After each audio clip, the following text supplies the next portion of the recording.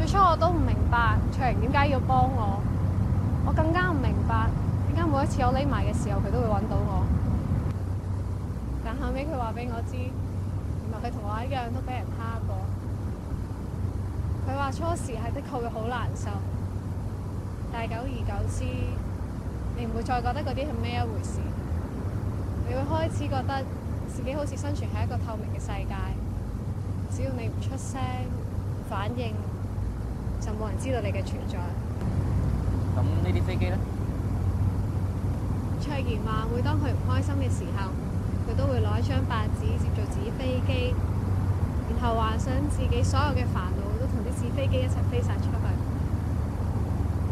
我都想試下呢個方法係咪真係有用。你有嘢唔開心？卓賢今朝